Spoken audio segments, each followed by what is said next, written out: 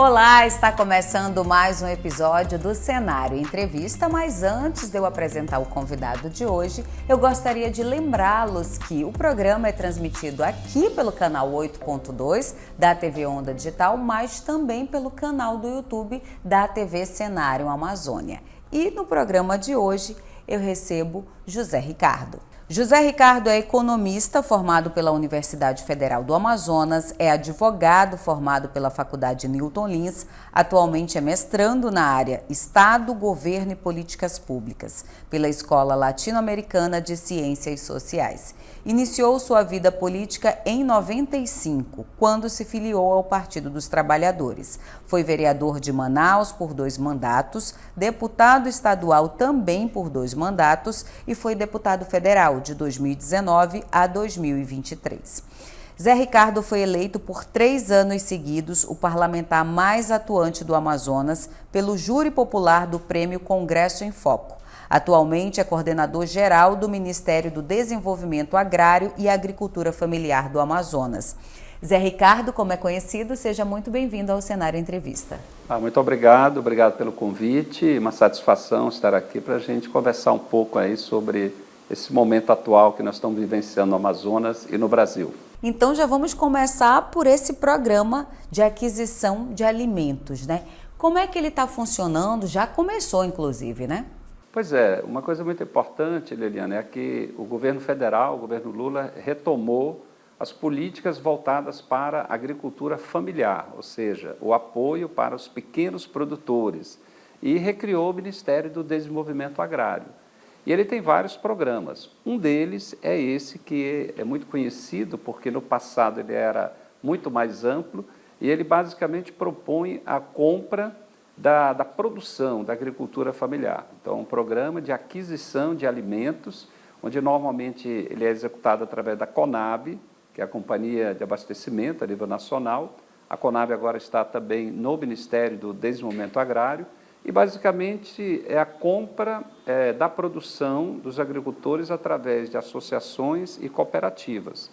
E no governo passado foi reduzido muito o recurso para esse programa, que ele favorece, por um lado, os agricultores, porque podem vender e o governo comprar através da CONAB, com preço, vamos dizer, dentro do mercado, às vezes até melhor do que o preço de mercado, aumenta a sua renda. E na outra ponta é destinada a doações de entidades que estão trabalhando na área social, principalmente no combate à fome. Então, o governo passado tinha disponibilizado no orçamento 50 bilhões apenas para o Brasil inteiro. E, na prática, tinha um valor até menor, porque isso era orçamento. O financeiro mesmo era como se quase não existisse. E o presidente Lula conseguiu 250 milhões, até o final do ano seriam 500 milhões, e no final do mês passado houve a apresentação dos projetos em todo o Brasil, em cada estado, e no total deu mais de 1 bilhão e 100 milhões de projetos, de propostas de aquisição de alimentos desse programa. Então, assim, foi um sucesso.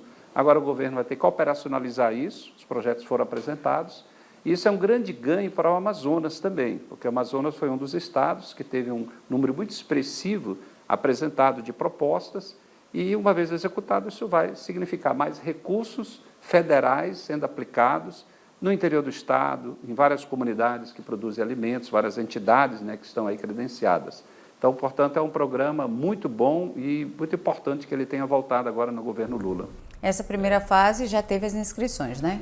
O cadastro das associações e das entidades, principalmente cooperativas, onde tem os agricultores associados. Agora isso vai ter que ser apreciado e, assim que for liberado o recurso, já começar o processo das compras. Então, todas as entidades que tiver já produção, a CONAB vai poder comprar e imediatamente já fazer o repasse para as entidades já cadastradas também, para receber essas doações de alimentos. O combate à fome é uma das pautas principais do governo federal.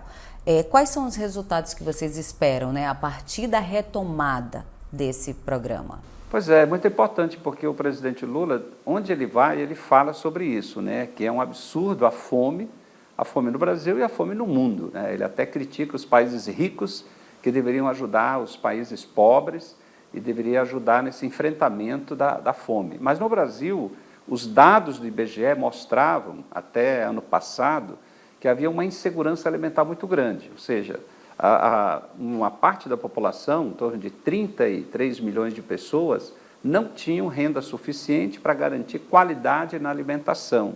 Então, é insegurança alimentar. A ONU anunciou dados mundiais e colocou o Brasil tendo em torno de 20 bilhões numa situação mais extrema.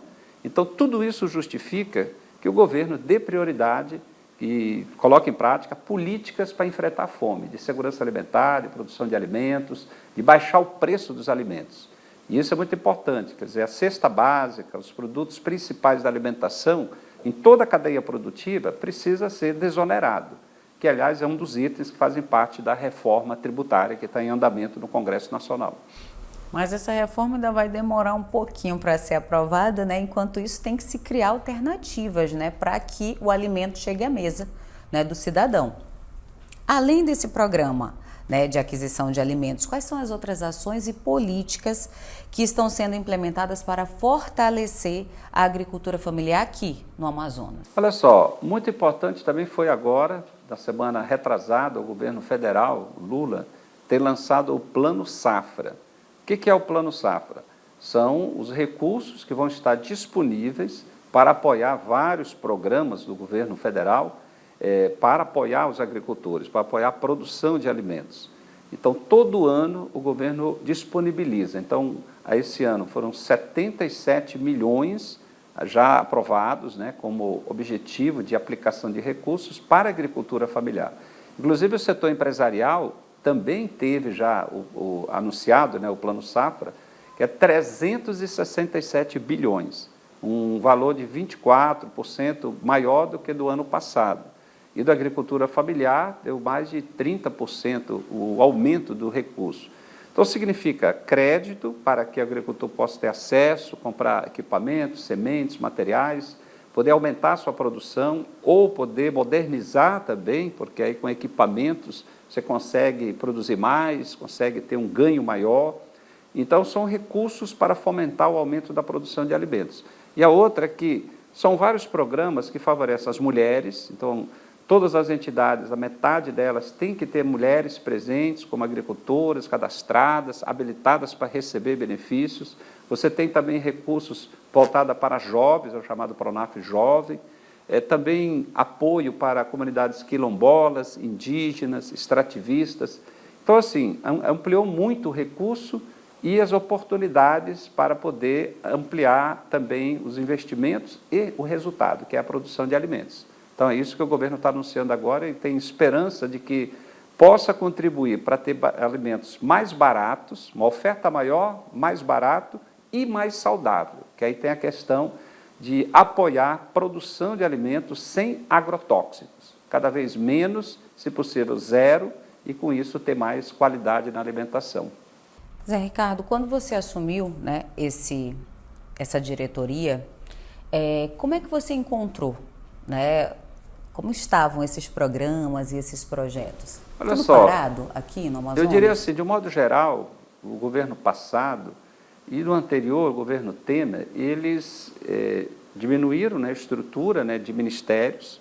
Muitos órgãos públicos federais, principalmente na região, aqui na Amazônia e no nosso estado, foram sucateados. Ou seja, diminuíram o número de funcionários, não fizeram concurso público, estrutura física sucateada, equipamentos, veículos. Você vai encontrar um cemitério de veículos em todos esses órgãos, como a CONAB, o INCRA, vários organismos como a FUNAI, o IBAMA.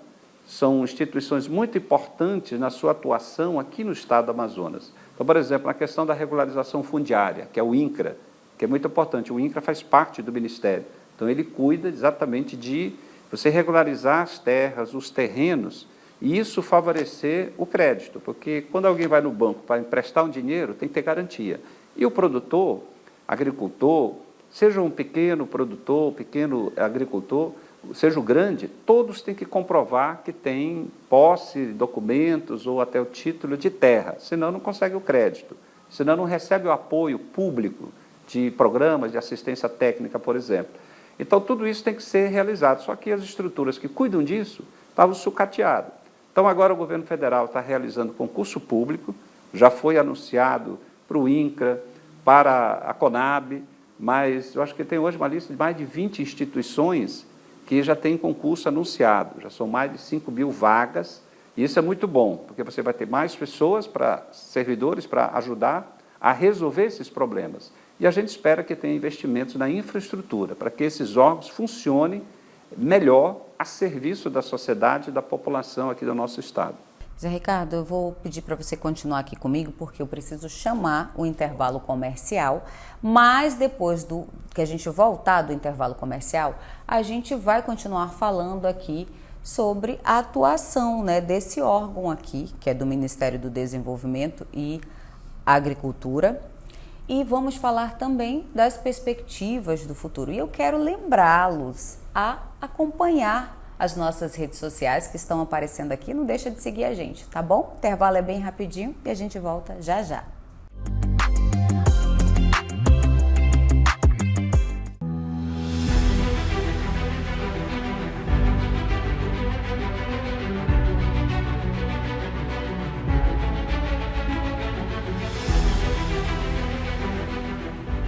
Com responsabilidade, jornalismo profissional pautado na técnica, a Rede Cenarium cumpre a missão de falar da Amazônia para o mundo.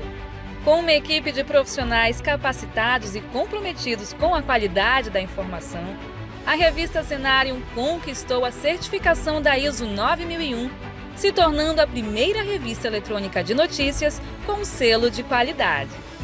A revista física também possui o selo internacional normalizado para publicações seriadas, o ISSN.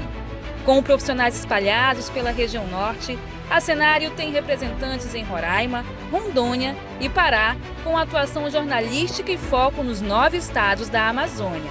As premiações e reconhecimentos também já fazem parte dos 3 anos de existência de um dos veículos de comunicação que já está entre os principais canais jornalísticos da região. A Rede Cenarium está presente em todas as plataformas com o site Revista Cenarium, Agência Cenarium Amazônia e TV Cenarium Amazônia. Com uma grade de programação especial, os produtos entregam ao público conteúdos autorais embasados na técnica jornalística, abordando pautas sobre o bioma amazônico e os povos tradicionais da Amazônia para o mundo.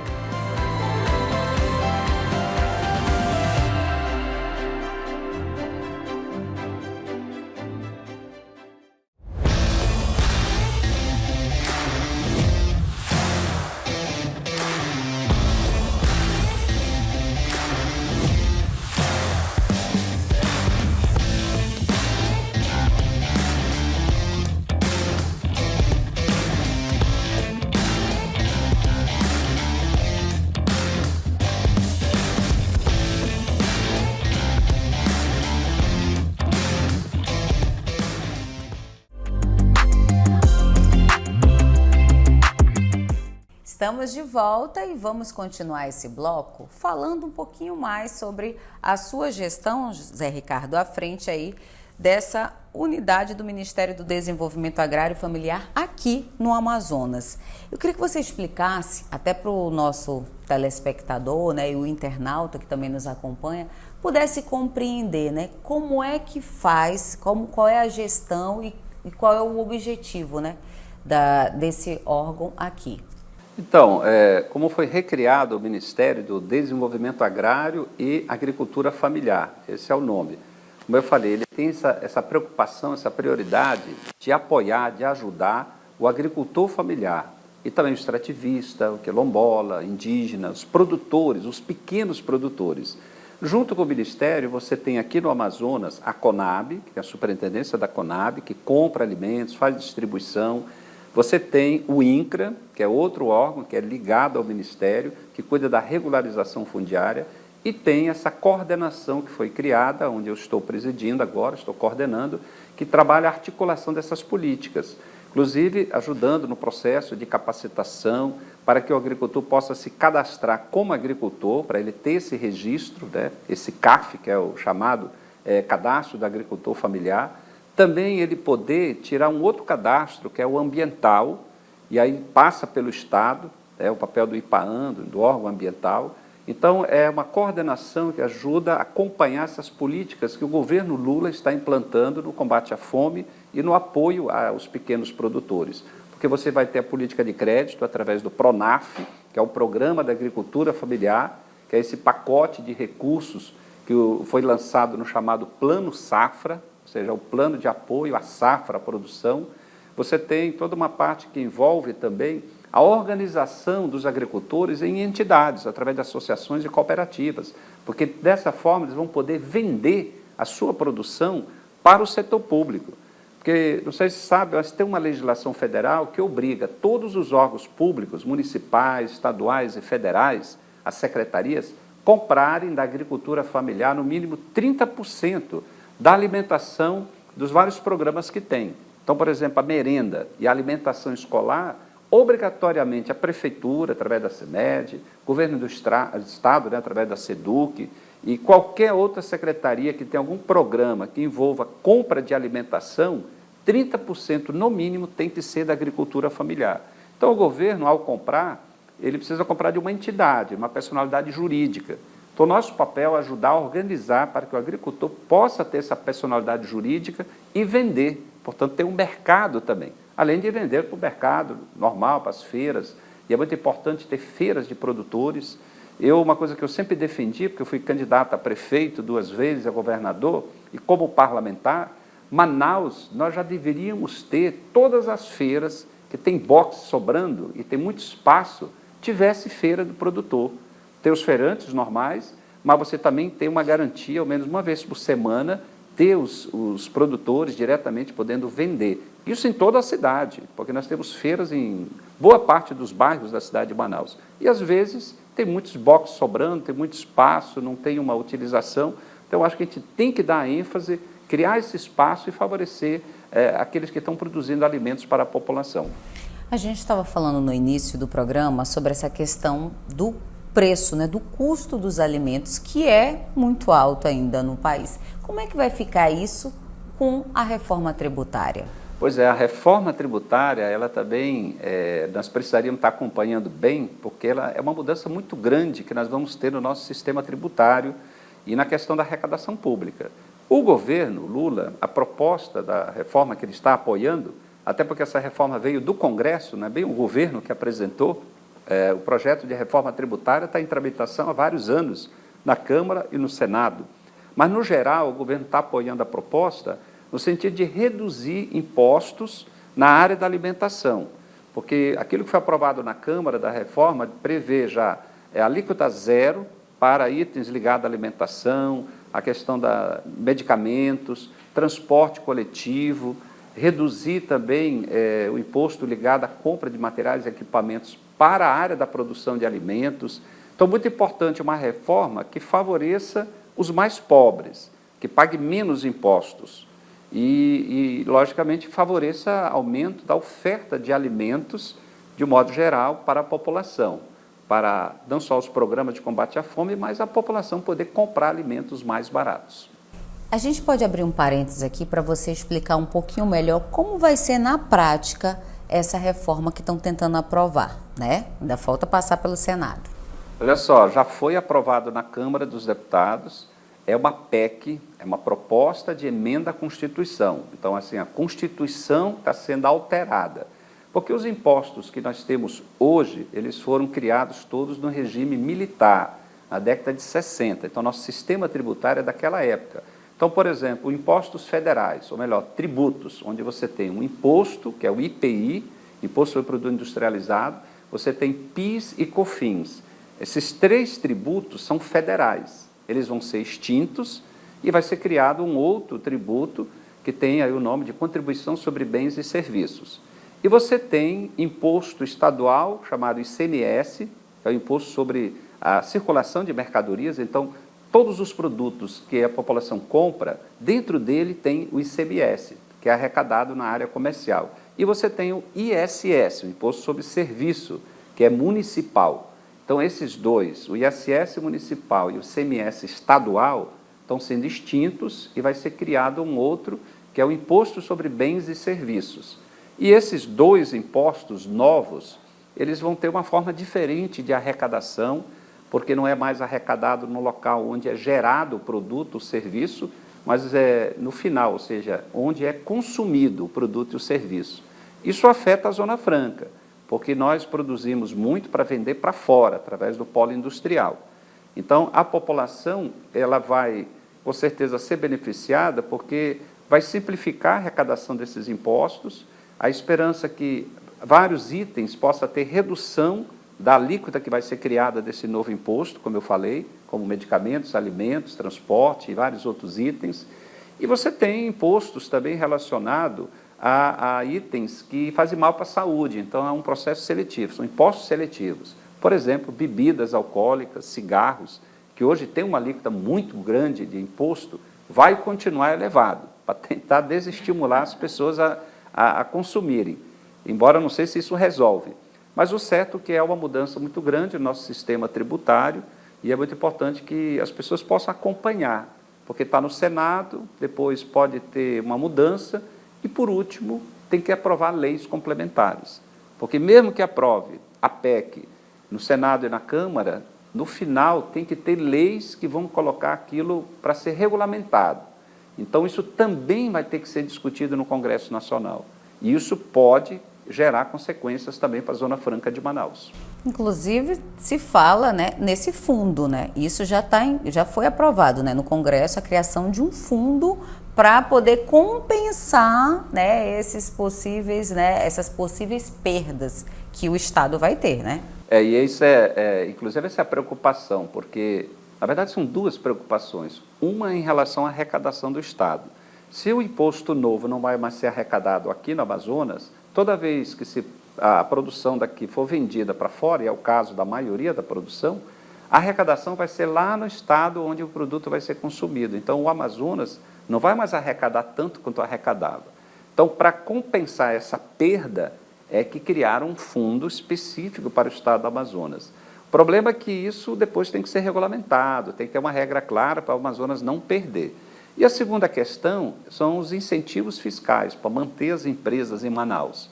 Por mais que esteja na Constituição, que o Lula prorrogou 10 anos e a Dilma mais 50 anos, está lá na Constituição, mas a lei complementar tem que dizer que o novo imposto para Manaus tem uma redução ou isenção, para poder, com isso, manter as vantagens das empresas. Porque pode ser que a empresa veja que no final não tem mais tanta vantagem e vai querer ir embora.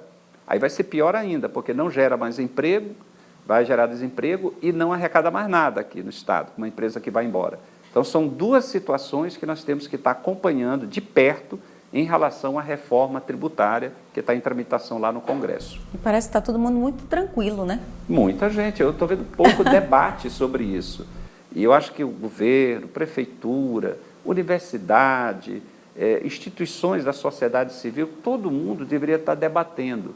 Porque, olha só, da arrecadação que vem do polo industrial, tem o fundo para micro e pequenas empresas, que vai ter que ser criado na lei um novo fundo, porque vai ser extinto agora. Para compensar, né? Então, vai para vários segmentos, principalmente de micro e pequena empresa. Você tem um fundo para manter a UEA, e é um valor alto, é mais de 500 milhões por ano. É o recurso principal que mantém a Universidade do Estado do Amazonas. Ora, se vai ser extinto a lei do ICMS e, portanto, a política de incentivo do Estado, a nova lei tem que ter algum mecanismo que crie um novo fundo para manter a universidade. E você tem um terceiro fundo que é para interiorização e turismo. É o valor maior ainda. Chega próximo de R$1 bilhão por ano.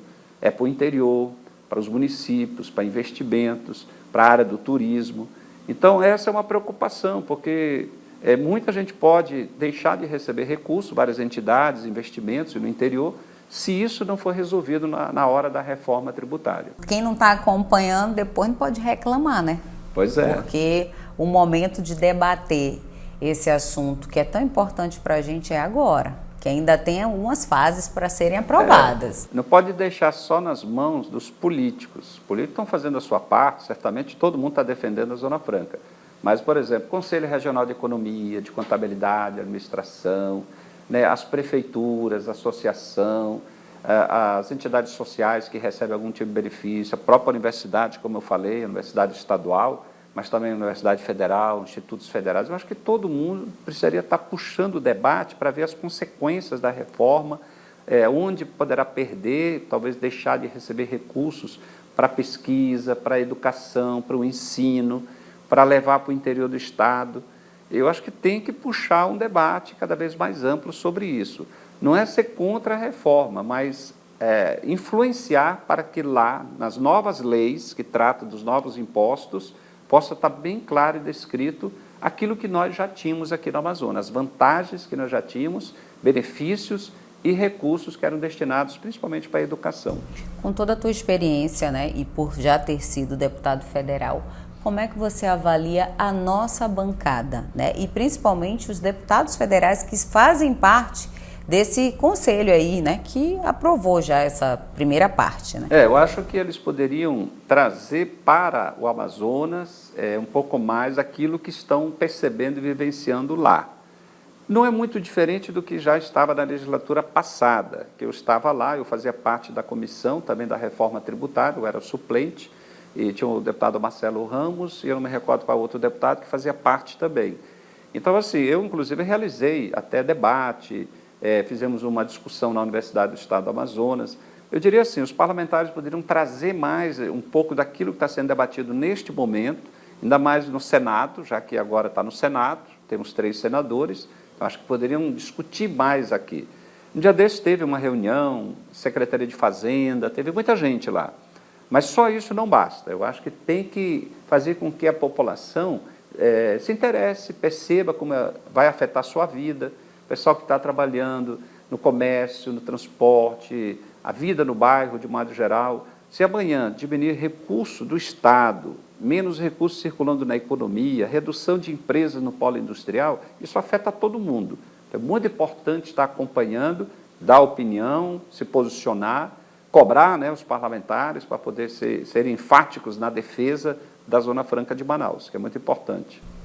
Zé Ricardo, agora a gente vai dar um tempinho agora nessa parte da reforma tributária e vamos retomar agora os mandatos que você assumiu, né? Foi 2 vezes vereador, 2 vezes deputado estadual e 1 vez deputado federal.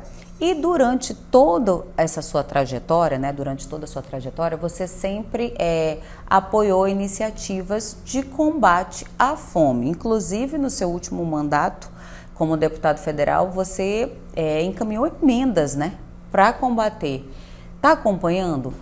Pois é, eu, na verdade, antes de ser eleito vereador e deputado, antes de estar propriamente na política, eu sempre participei como sociedade civil. Eu presidi o Conselho Regional de Economia do Amazonas, na época era Amazonas e Roraima, né, todos economistas. Também estive colaborando na Caritas da Arquidiocese de Manaus, discutindo segurança alimentar. Inclusive, a primeira conferência de segurança alimentar que foi realizada no governo Itamar Franco, logo depois que teve o impeachment do Collor, e o Betinho, sociólogo, né, Herbert de Souza, né, estava encabeçando uma campanha nacional, era Ação da Cidadania contra a Fome, a Miséria e pela Vida, estimulando a formação de comitês de combate à fome. E foi dali que depois surgiu a primeira conferência, debater insegurança, proposta de produção de alimentos, de geração de emprego, de combate a desperdícios. E por isso que depois, no governo Lula, foi dado continuidade com o programa Fome Zero. E eu sempre apresentei propostas nessa linha, emendas parlamentares, ações que a gente pudesse fortalecer no Amazonas, tanto na produção de alimento, mas também na distribuição, no acesso, na questão do combate a desperdício. Eu visitei agora, dias atrás, o Mesa Brasil, né? É um programa do SESC, do Sistema da Área do Comércio, né? Aqui e também no Brasil, e eles estão credenciados também para receber doações. Então, assim como eles, é uma iniciativa da sociedade civil, tem muitas outras iniciativas da mesma linha. Faz um trabalho muito sério, cadastrando famílias, ou então direcionando alimentação para entidades que trabalham especificamente com população vulnerável, moradores em situação de rua, entidades que acolhem crianças vítimas da violência, idosos. Tem uma outra grande preocupação na sociedade, que está aumentando o número de idosos, e o IBGE mostrou isso agora no censo, e está mostrando com mais detalhe, que precisa ter mais políticas voltadas para idosos abandonados pelas famílias também. Então, assim, eu sempre tive envolvido em preocupações dessa natureza. E eu entendo que tem que ser política pública. Importante, combater a fome. É a sociedade contribuindo, mas é a política pública que vai favorecer iniciativas e ações bem concretas. E mais ainda, você tem que gerar emprego, você tem que ter, muitas vezes, apoio de forma permanente. Às vezes as pessoas são solidárias e fazem alguma doação, mas às vezes ela é só naquele momento. Solidariedade é fundamental, as pessoas são muito generosas, de modo geral, quando são chamadas a contribuir em uma ação muito importante, mas o poder público tem que fazer algo permanente. As pessoas têm fome hoje, mas daqui a um mês tem de novo, então você tem que ter algo que possa amparar, e aí por isso que é importante aumentar o recurso na área da assistência social também no Brasil e aqui no nosso estado. A conferência que foi realizada agora, recente, dias atrás, já apontou isso, né? A conferência que teve aqui em Manaus, Conferência Municipal de Assistência Social. Nós temos que cuidar das famílias mais pobres e um dos itens é combater a fome. Tá certo. O Cenário Entrevista vai para um rápido intervalo comercial. Não esquece de seguir as nossas redes sociais que estão aparecendo aqui. E a gente volta já já.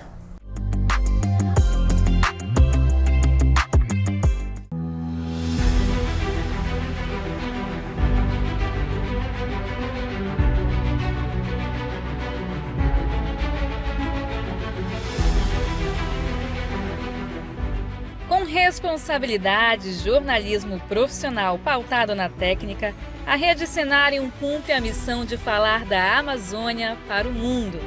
Com uma equipe de profissionais capacitados e comprometidos com a qualidade da informação, a revista Cenário conquistou a certificação da ISO 9001, se tornando a primeira revista eletrônica de notícias com selo de qualidade.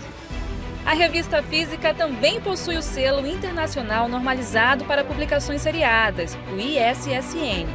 Com profissionais espalhados pela região norte, a Cenário tem representantes em Roraima, Rondônia e Pará, com atuação jornalística e foco nos 9 estados da Amazônia. As premiações e reconhecimentos também já fazem parte dos 3 anos de existência de um dos veículos de comunicação que já está entre os principais canais jornalísticos da região. A Rede Cenário está presente em todas as plataformas com o site Revista Cenário, Agência Cenário Amazônia e TV Cenário Amazônia. Com uma grade de programação especial, os produtos entregam ao público conteúdos autorais embasados na técnica jornalística, abordando pautas sobre o bioma amazônico e os povos tradicionais da Amazônia para o mundo.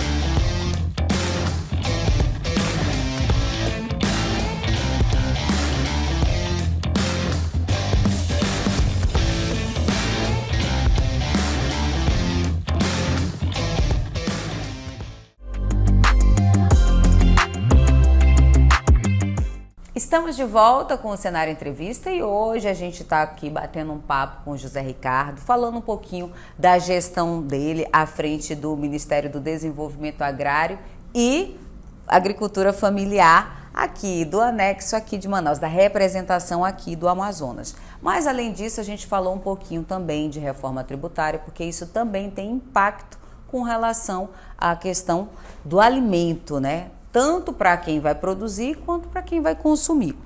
E agora, José Ricardo, eu queria que a gente falasse um pouquinho, né, das expectativas, né? Você já concorreu ao Executivo, né? E isso tem muito a ver com o que eu vou lhe perguntar agora com relação à reforma tributária. Existem alternativas que a gente poderia estar trabalhando ou quem pretende concorrer, porque vem aí eleições, né? Para que a gente possa diversificar um pouco mais a questão da economia? Pois é, nós falamos que o Amazonas depende muito da Zona Franca de Manaus, né? Na verdade, você tem uma arrecadação que é oriunda principalmente do polo industrial. Então, hoje, a economia do Amazonas, o orçamento do Estado, que aliás a projeção que foi colocada na LDO, na Assembleia Legislativa, aprovada agora, recente, tem uma projeção de quase 30 bilhões para o ano que vem, a arrecadação do Estado. Eu acredito que já este ano a arrecadação deve atingir 30 bilhões. Então é muito recurso. Isso com a Zona Franca. Com a reforma tributária, se eventualmente tiver alguma dificuldade, isso for mexer com a Zona Franca, isso criar um horizonte de talvez ameaçar ou reduzir alguma coisa, faz com que isso hoje já nos obrigue, o Amazonas seja obrigado a pensar realmente na diversificação. Uma coisa que há anos se discute, olha, além da Zona Franca, tem que ter outros segmentos produtivos tão fortes como a Zona Franca. Isso tem que ser construído, leva tempo, leva anos. Só que na reforma tributária, aqui quando fala do fundo, eu acho que é muito importante, porque o termo é esse, é Fundo de Sustentabilidade e Diversificação Econômica do Estado do Amazonas. Ou seja, é um fundo com recursos para apoiar outros segmentos produtivos além desses tradicionais. Talvez seja o caso da gente fortalecer realmente, doravante, setores da produção de alimentos. A gente cita alimentos e frutos como açaí, que tem o mercado mundial. O que tiver de produção de açaí tem mercado, Brasil e no mundo. Se a gente for olhar só a mandioca, a fécula de mandioca, que hoje, em Manaus, quase 80% da fécula vem do Paraná, quando nós poderíamos estar produzindo aqui e vendendo para o mundo, para a produção de farinhas. Tem agroindústrias agora querendo comprar, precisa ter produção. Tem o próprio abacaxi, que nós temos em Itacoatiara, que o volume pode ser maior e hoje tem tecnologia para ter o fruto o ano inteiro. Então, nós temos uma lista enorme de possibilidades só nessa área da alimentação. Eu não vou nem falar do polo naval. Como eu sou economista, a gente sempre acompanhou bastante essa diversidade de possibilidades econômicas. Então, polo naval, nós podemos ter um polo grande de construção de embarcações. Teve recentemente 2 feiras aqui em Manaus, e eu estive lá participando. Precisa de mão de obra. Hoje tem mais de 1.000 vagas necessárias só nessa área do polo naval. Vagas, vamos dizer assim, com determinado nível de conhecimento técnico e superior, para poder atuar no polo naval. E assim tem um elenco grande. Nós temos aí a exploração do nosso, poderia ser um parque ligado à produção de produtos químicos, né, relacionado também à nossa possibilidade de gás e de petróleo. Podia ter um polo mais forte nessa área petroquímica, mas falta uma decisão política. Talvez agora é hora de começar a fomentar esses segmentos aqui em Manaus e no interior do Estado, porque eu vejo que isso pode gerar muitas oportunidades no interior do Estado. Porque não podemos continuar o processo de migração interior-capital. Nós temos que, talvez, fazer o inverso, ou manter e fortalecer o interior, principalmente, né? Fortalecer o interior com mais oportunidade de trabalho para os jovens que se formam no IFAM, na Universidade Federal e na Universidade do Estado, a CETAM, e, portanto, tantas oportunidades que tem de estudar, mas falta trabalho. E essa diversidade na área econômica pode, quem sabe, gerar essas oportunidades no interior do Estado. E como gestor agora à frente, né, do Ministério do Desenvolvimento Agrário e Agricultura Familiar aqui do Amazonas, você tem ido em busca de parcerias e aliar tecnologia para ampliar a produção?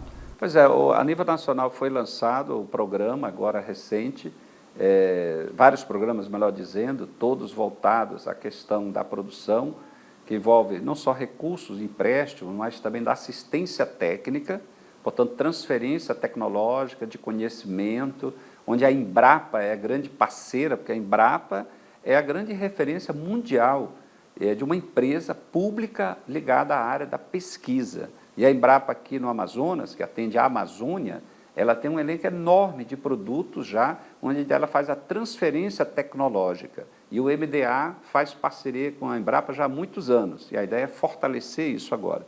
Assim como as parcerias com o Estado, porque todas as políticas federais, elas são executadas não só de forma direta, mas sempre com parceria com estados e municípios.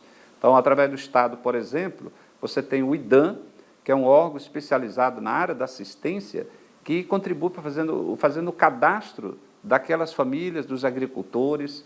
Você tem a área da assistência que passa por ali, assistência técnica. Agora se pretende ampliar essa assistência para poder, quem sabe, através das prefeituras, também ter um processo de apoio, de transferência de conhecimentos, de inovação. Então, com certeza, o Ministério, para poder levar adiante essas políticas, os objetivos para aumentar a produção, a oferta de alimentos, tem que ter as parcerias e a transferência tecnológica. E tem experiências em todo o Brasil. Eu faço parte de um grupo de coordenadores do MDA, de todo o Brasil, e a gente vê ali a troca de informações, de experiências, de lugares onde deu muito certo determinado apoio a certos grupos, e principalmente o trabalho da Embrapa e várias outras instituições ligadas à pesquisa. Eu já estive na Universidade Federal, conversando com o reitor sobre parcerias de conhecimento, estive com o reitor também no Instituto Federal, o professor Jaime, o professor Pulga da UFAM e o Jaime do IFAM. Tivemos dialogando com o SEBRAE também, por conta desse processo também de organização na área produtiva, em várias localidades do Estado. Tivemos com várias instituições. E vamos continuar o diálogo com os bancos para facilitar o crédito, que é o caso do Banco da Amazônia e o Banco do Brasil. E essas parcerias, elas são fundamentais, e é isso que a gente, como coordenador do MDA, vamos estar fazendo para poder fortalecer a produção de alimentos no Amazonas, né? Ano que vem é ano de eleição. Podemos esperar, Zé Ricardo? Sim, eu vou participar, como sempre faço nas eleições, estando presente. Meu nome foi colocado à disposição dentro do partido também para disputar a indicação para prefeito. Eu já fui candidato a prefeito 2 vezes, em 2016 e 2020, e nas 2 ocasiões tivemos a oportunidade de discutir com um número muito grande de pessoas, de profissionais, empresários, trabalhadores, jovens, estudantes, mulheres, propostas para administrar Manaus de uma forma participativa. Fui candidato a governador em 2017 também, onde tivemos uma discussão bastante ampla sobre políticas de geração de emprego, de inclusão social no interior do Estado, além da capital. Então, eu me sinto muito preparado, estamos todo dia aprendendo, todo dia aprendemos. As pessoas, né, têm muito conhecimento e sempre trazem para que a gente possa entender melhor, inclusive para solucionar os problemas. Eu defendo que um bom governante, um prefeito, um gestor, precisa ouvir bastante a comunidade, a população, porque é eles que estão vivenciando e sabem, às vezes, apontar qual seria a solução para o problema. Então, ano que vem, eu vou estar à disposição para poder disputar a Prefeitura de Manaus, e vamos ver o processo, porque sempre é uma disputa, né? Tem a questão partidária, estamos numa federação, o PT, onde eu faço parte, está junto com o PCdoB e o PV, então é uma discussão junta como federação, mas eu defendo que na eleição do ano que vem você tenha uma candidatura desse campo, diria-se o campo da esquerda, né, incluindo os 3 partidos da federação, mas também podendo ter um diálogo, quem sabe somar forças com o PSB, com o PDT, com a rede, o pessoal que também estão em federação e quem sabe outros partidos. Nós precisamos ter uma proposta para a cidade e vamos entrar em campo e conversar com o povo para o momento oportuno.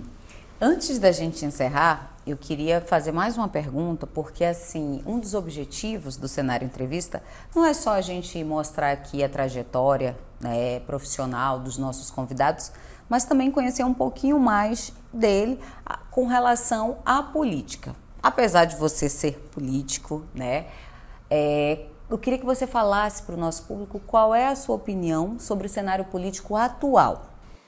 Olha só, eu sempre fui muito crítico, né, em relação às gestões públicas. A minha experiência de vereador, deputado estadual, depois deputado federal, sempre foi de oposição, né? Eu nunca tive, vamos falar assim, do popular, o gostinho de ser situação propriamente.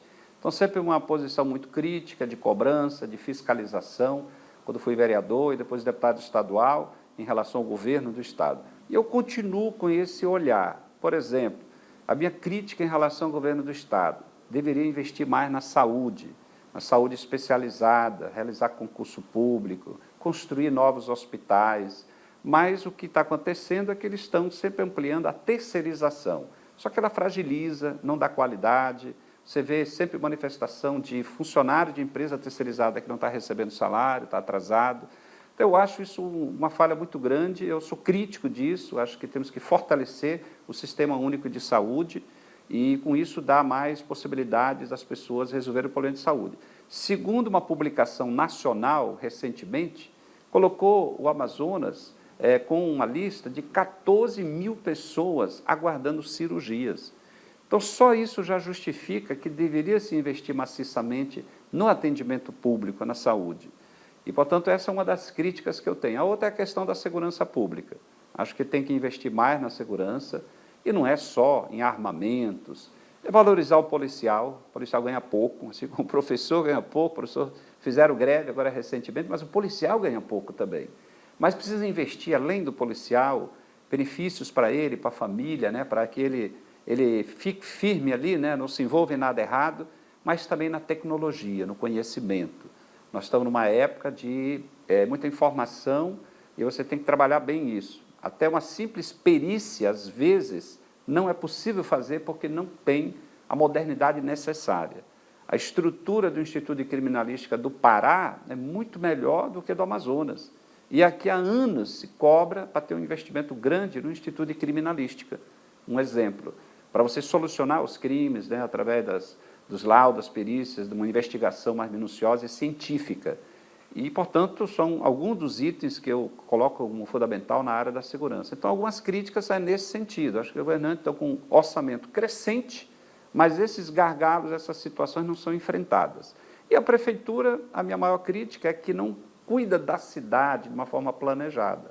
Os igarapés continuam poluídos, o sistema de mobilidade urbana, você não tem uma intervenção efetiva para melhorar o trânsito e o transporte coletivo.